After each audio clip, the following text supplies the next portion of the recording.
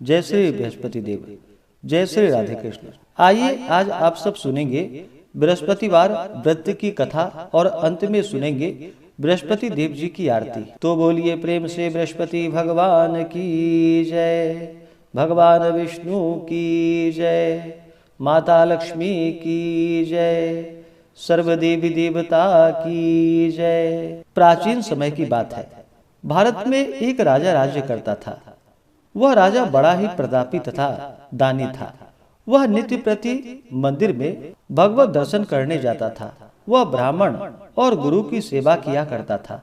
उसके द्वार से कोई भी याचक निराश होकर नहीं लौटता था। वह प्रत्येक गुरुवार को व्रत रखता एवं पूजन करता था। हर दिन गरीबों की सहायता करता था। परंतु यह सब बातें उसकी रानी को बिल्कुल भी अच्छी नहीं लगती थी। वह न तो व्रत करती थी और न ही किसी को एक पैसा दान में देती थी। वह राजा से भी ऐसा करने को मना किया करती थी। एक समय की बात है कि राजा शिकार खेलने वन को चले गए। घर पर रानी और दासी थी। उस समय भगवान बृहस्पति देव साधु का रूप धारण कर राजा के दरवाजे पर भिक्षा मांगने आए। साधु ने रानी से भिक्षा मांगी तो वह कहने लगी कि हे साधु महाराज, मैं इस दान और पुण्य से तंग आ गई हूँ। इस कार्य के लिए तो मेरे पतिदेव ही बहुत हैं। अब आप ऐसी कृपा करें कि सारा धन नष्ट हो जाए तथा मैं आराम से रह सकूं। साधु रूपी बृहस्पति देव ने कहा कि हे देवी, तुम बड़ी विचित्र हो। संतान और धन से कोई दुखी नहीं होता है, इसको सभी चाहते हैं। पापी भी पुत्र और धन की इच्छा करता है। अगर तुम्हारे पास धन अधिक है तो भूखे मनुष्यों को भोजन कराओ, प्याऊ लगवाओ, ब्राह्मणों को दान दो, धर्मशालाएं बनवाओ, कुआं, तालाब, बावड़ी, बाग बगीचे आदि का निर्माण कराओ तथा निर्धनों की कुंवारी कन्याओं का विवाह करवाओ, साथ ही यज्ञादि करो। इस प्रकार के कर्मों से आपके कुल का और आपका नाम परलोक में भी सार्थक होगा एवं तुम्हें भी स्वर्ग की प्राप्ति होगी। परंतु रानी साधु की इन बातों से खुश ना हुई। उसने कहा कि हे साधु महाराज, मुझे ऐसे धन की आवश्यकता नहीं जिसको मैं अन्य लोगों को दान देती फिरूं तथा जिसको रखने और संभालने में ही मेरा सारा समय नष्ट हो जाए। साधु ने कहा कि हे देवी, यदि तुम्हारी ऐसी ही इच्छा है तो जैसे मैं तुम्हें बताता हूँ तुम वैसा ही करना। बृहस्पतिवार के दिन घर आंगन को गोबर से लीपना, अपने केशों को पीली मिट्टी से धोना, केशों को धोते समय स्नान करना, राजा से कहना वह हजामत करवाए, भोजन में मांस मदिरा खाना, कपड़े धोबी के यहाँ धुलने देना। इस प्रकार 7 बृहस्पतिवार करने से तुम्हारा सारा धन नष्ट हो जाएगा। यह कहकर साधु महाराज रूपी बृहस्पति देव वहां से अंतर ध्यान हो गए। रानी ने साधु के ऐसे कहने के अनुसार 7 बृहस्पतिवार तक वैसा ही किया और फिर केवल 3 ही बृहस्पतिवार बीते थे कि उसकी समस्त धन और संपत्ति नष्ट हो गई। भोजन के लिए दोनों समय परिवार तरसने लगा तथा सांसारिक भोगों से दुखी रहने लगा। तब राजा रानी से कहने लगा कि हे रानी, तुम यहाँ पर रहो, मैं दूसरे देश को जाता हूँ, क्योंकि यहाँ पर मुझे सभी मनुष्य जानते हैं, इसलिए मैं यहाँ पर कोई काम नहीं कर सकता। अब मैं परदेश जा रहा हूँ, वहाँ कोई काम धंधा करूँगा, शायद हमारे भाग्य बदल जाए। ऐसा कहकर राजा परदेश को चला गया। वह वहाँ जंगलों से लकड़ियाँ काट कर लाता और शहर में बेचता था। इस तरह जीवन व्यतीत करने लगा। उधर राजा के बिना रानी और दासियां दुखी रहने लगी। किसी दिन भोजन मिलता और किसी दिन जल पीकर ही रह जाती थी। एक समय रानी और दासियों को 7 दिन बिना भोजन के व्यतीत करना पड़ा। तो रानी ने अपनी दासी से कहा कि हे दासी, यहाँ पास ही के नगर में मेरी बहन रहती है, वह बड़ी धनवान है, तू उसके पास जा और वहां से 5 सेर बेझर मांग कर ले आ, जिससे कुछ समय के लिए गुजारा हो जाएगा। दासी रानी की बहन के पास गई। रानी की बहन उस समय पूजा कर रही थी। बृहस्पतिवार का दिन था। दासी ने रानी की बहन से कहा कि हे रानी, मुझे आपकी बहन ने भेजा है, मुझे 5 सेर बेजर दे दो। दासी ने यह बात अनेकों बार कही, परंतु रानी की बहन ने कोई उत्तर नहीं दिया, क्योंकि वह उस समय बृहस्पतिवार की कथा सुन रही थी। जब दासी को रानी की बहन से कोई उत्तर ना मिला तो वह बहुत दुखी हुई। उसे क्रोध भी आया। वह लौटकर रानी से जाकर बोली कि हे रानी, आपकी बहन बहुत ही घमंडी है। वह छोटे लोगों से बात भी नहीं करती। मैंने उससे कहा तो उसने कोई उत्तर नहीं दिया। मैं वापस चली आई। रानी बोली कि हे दासी, इसमें उसका कोई दोष नहीं है। जब बुरे दिन आते हैं तब कोई सहारा नहीं देता। अच्छे बुरे का पता विपत्ति में ही लगता है। जो ईश्वर की इच्छा होगी वही होगा। यह सब हमारे भाग्य का दोष है। उधर रानी की बहन ने सोचा कि मेरी बहन की दासी आई थी, परंतु मैं उससे नहीं बोली। इससे वह बहुत दुखी हुई होगी। अतः कथा सुनकर और विष्णु भगवान का पूजन समाप्त कर वह अपनी बहन के घर आई और कहने लगी कि हे बहन, मैं बृहस्पतिवार का व्रत कर रही थी। तुम्हारी दासी हमारे घर गई थी, परंतु जब तक कथा होती है तब तक हम लोग ना ही उठते हैं और ना ही बोलते हैं, इसलिए मैं नहीं बोली। कहो, दासी क्यों गई थी? रानी बोली कि बहन, हमारे घर अनाज नहीं था। वैसे तुमसे कोई बात छिपी नहीं है, इस कारण मैंने दासी को तुम्हारे पास 5 सेर बेजर लेने के लिए भेजा था। रानी की बहन बोली कि बहन देखो, बृहस्पति भगवान सबकी मनोकामनाएं पूर्ण करते हैं। देखो, शायद तुम्हारे घर में ही अनाज रखा हो। यह सुनकर दासी घर के अंदर गई तो वहां उसे एक घड़ा जो कि बेजर से भरा हुआ मिला। उसे बड़ी हैरानी हुई, क्योंकि उसने एक एक बर्तन देख लिए थे।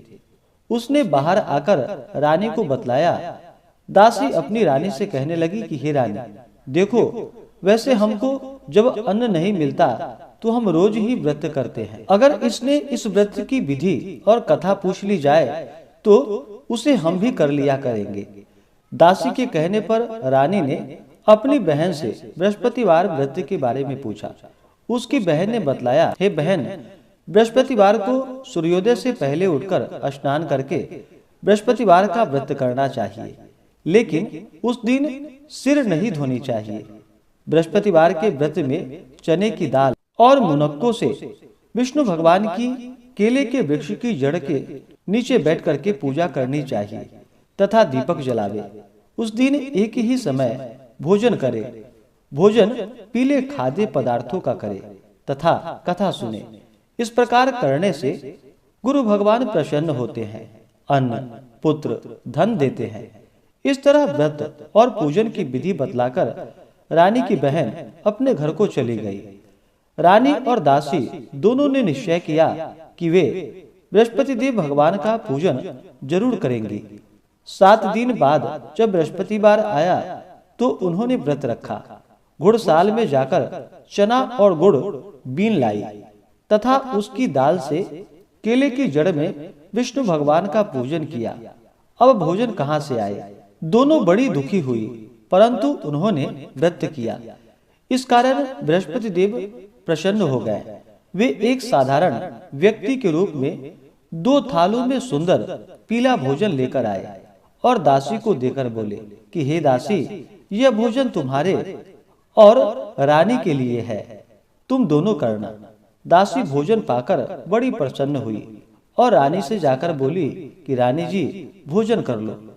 रानी को भोजन आने के बारे में कुछ पता नहीं था, इसलिए वह दासी से बोली कि जा, तू ही भोजन कर, तू हमारी व्यर्थ ही हंसी उड़ाती है।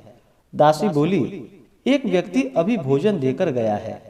रानी कहने लगी, वह भोजन तेरे लिए ही दे गया होगा, तू ही भोजन कर ले। दासी ने कहा कि वह व्यक्ति हम दोनों के लिए 2 थालों में भोजन देकर गया है, इसलिए मैं और आप दोनों ही साथ साथ भोजन करेंगे। फिर दोनों ने गुरु भगवान को नमस्कार कर भोजन प्रारंभ किया। उसके बाद वे प्रत्येक बृहस्पतिवार को गुरु भगवान का व्रत और पूजन करने लगी। बृहस्पति भगवान की कृपा से उसके पास धन हो गया, परंतु रानी फिर पहले की तरह ही आलस्य करने लगी। तब दासी बोली कि देखो रानी, तुम पहले भी इस प्रकार आलस्य करती थी। तुम्हें धन के रखने में तुम्हें कष्ट होता था, इस कारण सभी धन नष्ट हो गया। अब जब गुरु भगवान की कृपा से धन मिला है तो फिर तुम्हें आलस्य नहीं करना चाहिए। बड़ी मुसीबतों के बाद हमने यह धन पाया है, इसलिए हमें दान पुण्य करना चाहिए। भूखे मनुष्यों को भोजन कराओ, प्याऊ लगवाओ, ब्राह्मणों को दान दो, कुआं, तालाब, बावड़ी आदि का निर्माण करवाओ, मंदिर पाठशाला बनवाकर दान दो, कुंवारी कन्याओं का विवाह करवाओ, धन को शुभ कार्यों में खर्च करो, जिससे तुम्हारा कुल का यश बढ़े तथा स्वर्ग प्राप्त हो और पितृ प्रसन्न हो। दासी की बात मानकर रानी ने इसी प्रकार के कर्म करने प्रारंभ कर दिए, जिससे उनका काफी यश फैलने लगा। एक दिन रानी और दासी आपस में विचार करने लगी कि न जाने राजा किस दशा में होंगे। उनकी कोई खोज खबर नहीं है। गुरु भगवान से उन्होंने प्रार्थना की और भगवान ने रात्रि में राजा को स्वप्न में कहा कि हे राजा, उठो, तेरी रानी तुझको याद करती है, अब अपने देश को लौट जा। फिर क्या था, राजा प्रातः काल उठकर जंगल से लकड़ियां काटकर लाने के लिए जंगल की ओर चल पड़ा। जंगल से गुजरते हुए वह सोचने लगा, रानी की गलती से कितने दुख भोगने पड़े। राजपाट छोड़कर उसे जंगल में आकर रहना पड़ा। जंगल से लकड़ियां काटकर उन्हें बेचकर गुजारा करना पड़ा। उसी समय उस जंगल में बृहस्पति देव एक साधु का रूप धारण कर वहां पर आए और राजा के पास आकर बोले कि हे लकड़हारे, तुम इस सुनसान जंगल में किस चिंता में बैठे हो, मुझे बतलाओ।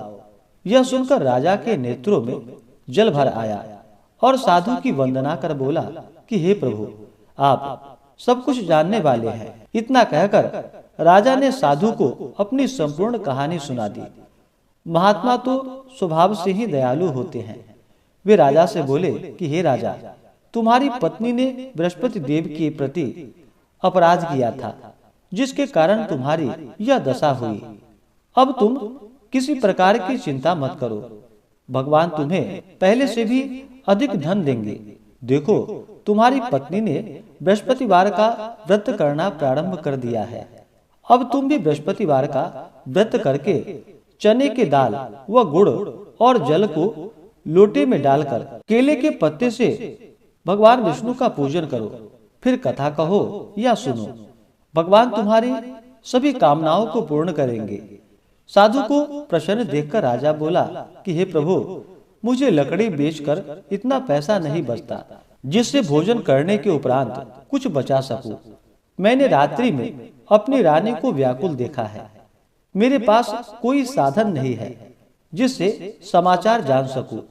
फिर मैं बृहस्पतिवार की कौन सी कहानी कहूं या सुनूं? मुझको तो कुछ भी मालूम नहीं है। साधु ने कहा कि हे राजा, तुम किसी बात की चिंता मत करो।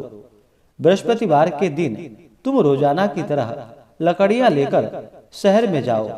तुम्हें रोज से 2 गुना धन प्राप्त होगा, जिससे तुम भली भांति भोजन कर लोगे तथा बृहस्पति देव की पूजा का सामान भी आ जाएगा।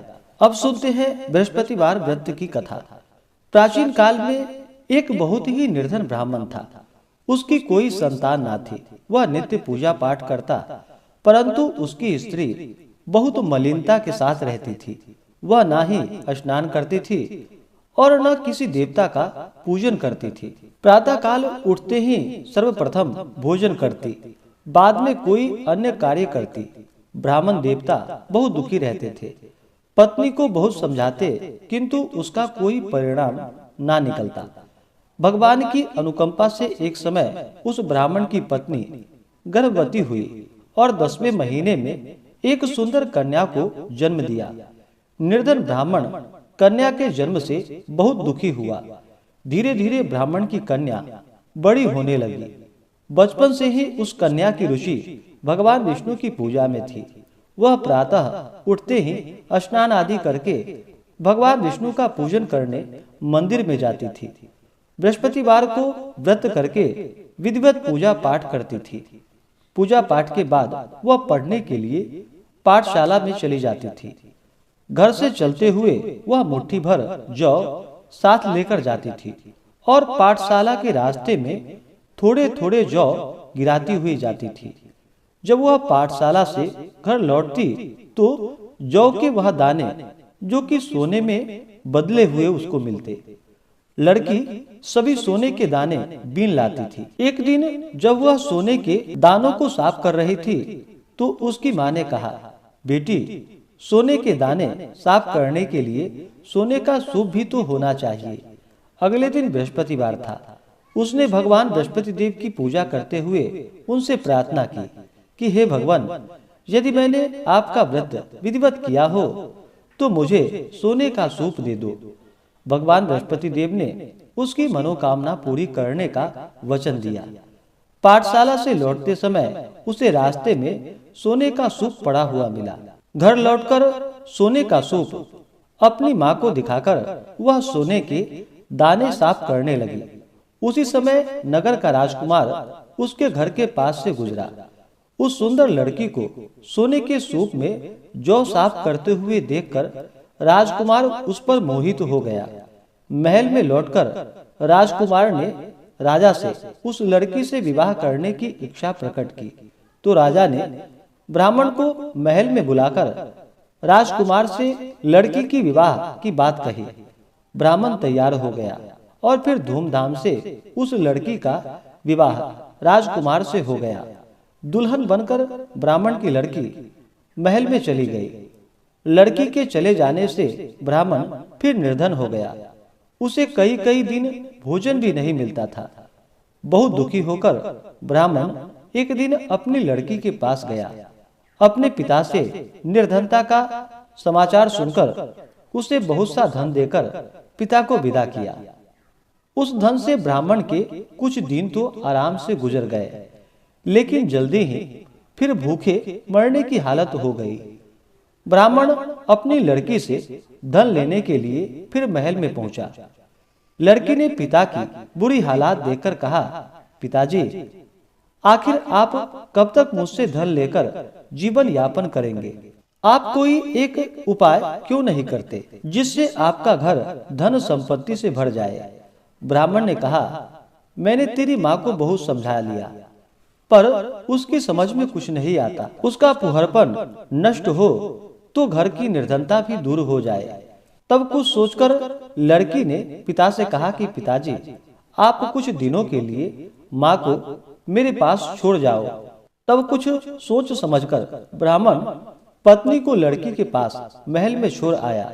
लड़की ने अपनी माँ से कहा कि माँ, तुम कल प्रातः उठकर स्नान आदि करके भगवान बृहस्पति देव, भगवान विष्णु की पूजा अवश्य करना।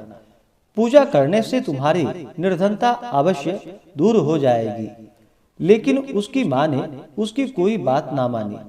तब क्रोधित होकर लड़की ने अपनी माँ को एक कक्ष में बंद कर दिया। सूर्योदय के समय माँ को उठाकर जबरदस्ती उसे स्नान करवाया और फिर मंदिर में ले जाकर भगवान बृहस्पति देव की पूजा करवाई। कुछ दिनों तक ऐसा करने से माँ की बुद्धि में परिवर्तन हुआ और वह स्वयं बृहस्पतिवार का व्रत रखने लगी। उसके व्रत रखने से ब्राह्मण के घर में भगवान विष्णु की अनुकंपा से धन की वर्षा होने लगी। दोनों पति पत्नी धन संपत्ति पाकर आनंद पूर्वक जीवन यापन करते हुए विष्णु धाम को चले गए। और उस लकड़हारा बने राजा ने उन साधु से भगवान बृहस्पति देव की यह कथा सुनकर बृहस्पतिवार का व्रत करके भगवान विष्णु की पूजा की। उस दिन से उसके सभी क्लेश दूर हो गए। लेकिन अगले बृहस्पतिवार को कामकाज में अधिक व्यस्त रहने के कारण उसने भगवान बृहस्पति देव जी का व्रत नहीं किया। भगवान बृहस्पति देव लकड़हारे से क्रोधित हो गए और उसे भूल की सजा दी। उस दिन नगर के राजा ने नगर में घोषणा करके सबको सूचित किया कि प्रत्येक नागरिक मेरे महल में भोजन करने आए।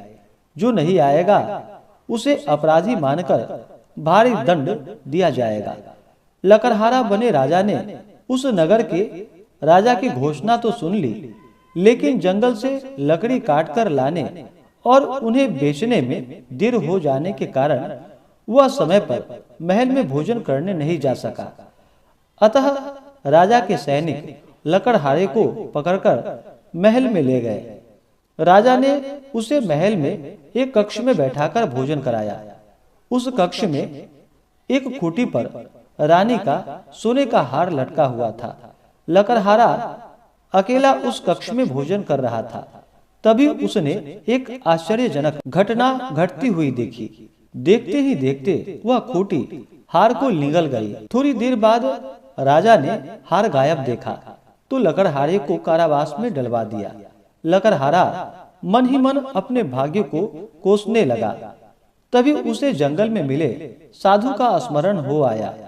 थोड़ी देर में भगवान बृहस्पति देव सन्यासी के रूप में उसके सामने प्रकट हुए और कहा कि हे लकड़हारे, तूने भगवान बृहस्पति देव की पूजा नहीं की, इसी कारण तुम्हें कष्ट हुआ है। लेकिन अब चिंता मत करो। बृहस्पतिवार के दिन कारागार के दरवाजे पर तुम्हें कुछ पैसे पड़े हुए मिलेंगे।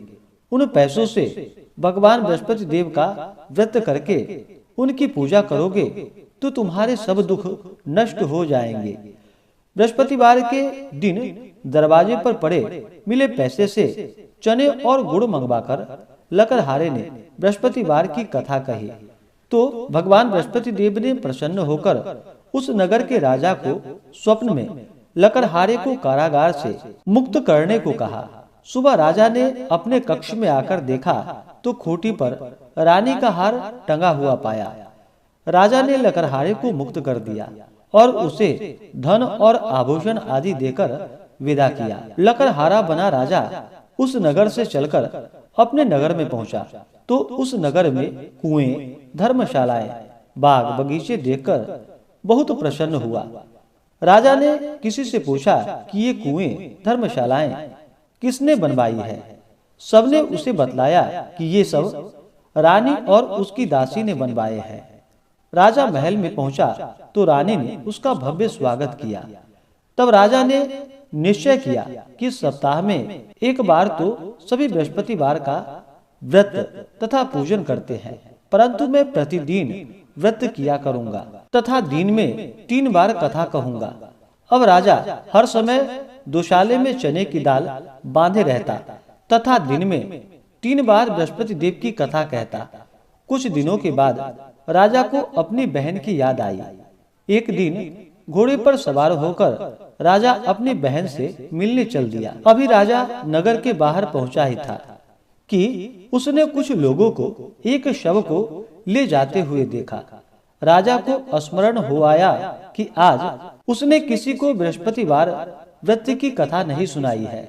राजा ने उन लोगों को रोककर कहा कि भाइयों, आप शव को ले जाने से पहले मुझसे बृहस्पतिवार की कथा सुन लो। लोगों ने राजा पर क्रोधित होते हुए कहा कि तुम पागल तो नहीं हो। लेकिन कुछ बड़े बूढ़े लोगों ने कहा, अच्छा भाई, साथ में चलते चलते तुम अपनी कथा भी सुना लो। राजा ने चलते हुए आधी कथा ही सुनाई थी कि शव हिलने लगा। राजा के पूरी कथा सुनाते ही शव उठकर बैठ गया। लोगों ने हैरानी से दांतों तले उंगलियां दबा ली और अगले बृहस्पतिवार से भगवान बृहस्पति देव का व्रत करने व कथा सुनने का निश्चय कर लिया। अब घोड़े पर सवार राजा चलते हुए एक किसान के पास पहुंचा। किसान अपने खेत में हल चला रहा था। राजा ने कहा कि अरे भाई, मुझसे बृहस्पतिवार की कथा सुन लो। किसान झुंझलाकर बोला, अरे भाई, तुम देख नहीं रहे, जितनी देर तक तुम्हारी कथा सुनूंगा उतनी देर में तो पूरे खेत में हल चला लूंगा। राजा निराश होकर चलने लगा। तभी किसान के बैल लड़खड़ाकर जमीन पर जा गिरे। किसान के पेट में भी जोरों का दर्द होने लगा। उस किसान की पत्नी जब खाना लेकर आई तो उसने किसान से इस बारे में पूछा। किसान ने घुड़सवार की पूरी कहानी सुनाई। किसान की पत्नी दौड़ती हुई राजा के पास पहुंचकर हाथ जोड़कर बोली कि भैया, मैं तुम्हारी कथा सुनने को तैयार हूँ। राजा ने उसके साथ खेत पर पहुंचकर बृहस्पतिवार की कथा सुनाई। तभी बैल उठकर खड़े हो गए। किसान के पेट का दर्द भी तुरंत ही ठीक हो गया। राजा अपनी बहन के घर पहुंचा। तो उसकी बहुत आवभगत हुई। अगले दिन सुबह उठकर राजा ने देखा घर के सभी लोग भोजन कर रहे हैं। किसी भूखे को बृहस्पतिवार की कथा सुनाए बिना राजा भोजन नहीं करता था। उसने बहन से कहा कि बहन, क्या घर में कोई ऐसा व्यक्ति है जिसने अभी तक भोजन ना किया हो? उसकी बहन बोली, भैया, हमारे घर में तो क्या, आपको पूरे नगर में कोई ऐसा व्यक्ति नहीं मिलेगा जिसने सुबह सुबह भोजन नहीं किया हो। तब राजा ने बहन के घर से निकलकर उस नगर में बिना भोजन किए व्यक्ति की तलाश की। एक गरड़िए के घर में उसका बेटा बीमार होने के कारण भूखा रह गया था। राजा ने उसको जाकर बृहस्पतिवार की कथा सुनाई। कथा सुनते सुनते गरड़िए का बीमार बेटा बिल्कुल ठीक हो गया। सबने राजा की बहुत प्रशंसा की। एक दिन राजा ने अपनी बहन से कहा, बहन, अब हम अपने घर जाना चाहते हैं, तुम भी हमारे साथ चलो, कुछ दिन वहां रहकर लौट आना। राजा की बहन ने अपनी सास से पूछा तो सास ने ताने देते हुए कहा, बहू, मायके जाना हो तो अकेली जाना, मेरे पोते को नहीं ले जाना। तुम्हारे भाई के कोई संतान नहीं है, कहीं तुम्हारी भाभी मेरे पोते पर कोई जादू टोना न कर दे। दूसरे कक्ष में बहन की सास की बातें सुनकर राजा दुखी मन से अकेले ही अपने घर को लौट गया। रानी ने राजा से कहा, आप तो अपनी बहन को साथ लाने की बात कहकर गए थे, फिर बहन को साथ क्यों नहीं लाए? तब राजा ने दुखी होते हुए कहा, रानी, हम निसंतान हैं, इसलिए कोई हमारे घर आना पसंद नहीं करता है। रानी ने राजा को समझाया कि हे प्राणनाथ, हमें बृहस्पति देव ने सब कुछ दिया है, अब भगवान बृहस्पति देव हमें संतान भी अवश्य देंगे। बृहस्पतिवार को विधिवत व्रत करते हुए राजा रानी ने भगवान बृहस्पति देव से संतान के लिए प्रार्थना की। कुछ दिनों के बाद उन्होंने स्वप्न में दर्शन देते हुए कहा, हे राजन, तेरी मनोकामना अवश्य पूरी होगी। एक सप्ताह बाद ही रानी गर्भवती हो गई। 10वें महीने में रानी ने एक सुंदर पुत्र को जन्म दिया। राजा रानी जीवन पर्यंत बृहस्पतिवार का व्रत करते रहे। उनके घर में धन की वर्षा होती रही। इस तरह आनंद पूर्वक जीवन यापन करते हुए राजा रानी भगवान बृहस्पति देव की अनुकंपा से मोक्ष को प्राप्त करके सीधे वैकुंठ धाम को पहुंच गए। बृहस्पतिवार को विधिवत व्रत करके जो स्त्री पुरुष भगवान बृहस्पति देव की पूजा करते हैं, तो भगवान उनकी सभी मनोकामनाएं अवश्य ही पूर्ण करते हैं। तो बोलिए प्रेम से भगवान बृहस्पति देव की जय। अब आइए सुनते हैं बृहस्पति देव जी की आरती। ओम जय बृहस्पति देवा, स्वामी जय बृहस्पति देवा, छिन छिन भोग लगाऊं, छिन छिन भोग लगाऊं, कदली फल मेवा, ओम जय बृहस्पति देवा। तुम पूर्ण परमात्मा, तुम अंतर्यामी, स्वामी तुम अंतर्यामी, जगत पिता जगदीश्वर, जगत पिता जगदीश्वर, तुम सबके स्वामी, ओम जय बृहस्पति देवा। चरणामृत निज निर्मल सब पातक हरता, स्वामी सब पातक हरता, सकल मनोरथ दायक, सकल मनोरथ दायक, कृपा करो भरता, ओम जय बृहस्पति देवा। तन मन धन अर्पण कर जो जन शरण परे, स्वामी जो जन शरण परे, प्रभु प्रकट तब होकर, प्रभु प्रकट तब होकर, आकर द्वार खड़े, ओम जय बृहस्पति देवा। दीन दयाल दयानिधि भक्तन हितकारी, स्वामी भक्तन हितकारी, पाप दोष सब हरता, पाप दोष सब हरता, भव बंधन हारी, ओम जय बृहस्पति देवा। सकल मनोरथ दायक सब संशय हारी, स्वामी सब संशय हारी, विषय विकार मिटाओ, विषय विकार मिटाओ, संतन सुखकारी। ओम जय बृहस्पति देवा। जो कोई आरती तेरी प्रेम सहित गावे, स्वामी प्रेम सहित गावे, ज्येष्ठानंद आनंद सो निश्चय ही पावे। ओम जय बृहस्पति देवा, ओम जय बृहस्पति देवा। तो बोलिए प्रेम से भगवान बृहस्पति देव की जय, भगवान विष्णु की जय, माता लक्ष्मी की जय, सर्वदेवी देवता की जय। तो आशा करता हूँ कि यह कथा और आरती आपको अच्छा लगा हो। इसी प्रकार से ज्ञानवर्धक जानकारियाँ प्राप्त करते रहने के लिए, कथा को सुनने के लिए, व्रत पूजा के बारे में जानने के लिए चैनल पे अगर आप नए हैं तो चैनल को लाल बटन दबा करके सब्सक्राइब करें, साथ में बेल आइकन घंटी को दबाएं ताकि वीडियो का नोटिफिकेशन आपको समय से मिलता रहे। वीडियो को लाइक करें, शेयर करें। सुखी रहें और स्वस्थ रहें। जय श्री राधे कृष्ण। धन्यवाद।